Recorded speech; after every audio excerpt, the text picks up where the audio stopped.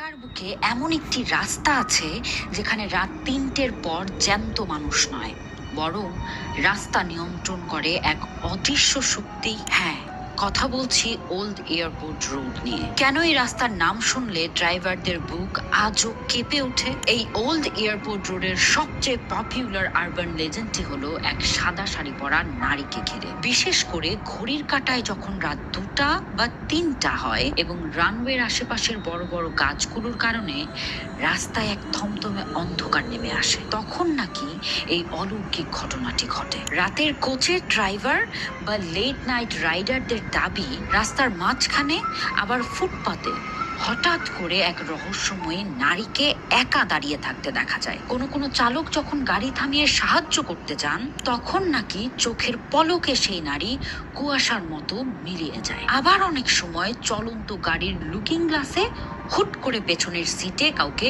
বসেও থাকতে দেখা যায়, কিন্তু ভালো করে তাকালেই সব ফাঁকা। এই রোডের ভুতুড়ে গল্পের পেছনে অনেকেই তেজগাঁও বিমানবন্দরের পুরনো ইতিহাসকে দায়ী করেন। ব্রিটিশ আমলে এবং পরবর্তীতে ৭১-এর যুদ্ধের সময় এই বিমানবন্দর ও তার আশেপাশের এলাকায় বহু মানুষ প্রাণ হারিয়েছেন। যুদ্ধকালীন সময়ে বোমাবর্ষণ এবং বিমান বিধ্বস্তের মতো অনেক ট্র্যাজিক ঘটনা এখানে ঘটেছে।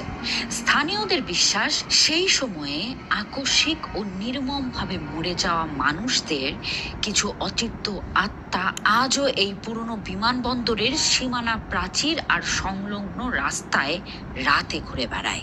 আপনারা কি এই পুরনো এয়ারপোর্টের আরবান লেজেন্ড সম্পর্কে জানতেন? কমেন্টে জানান। এমন আরো ভৌতিক ভিডিও পেতে আমাকে like, share, comment and subscribe করতে ভুলবেন না।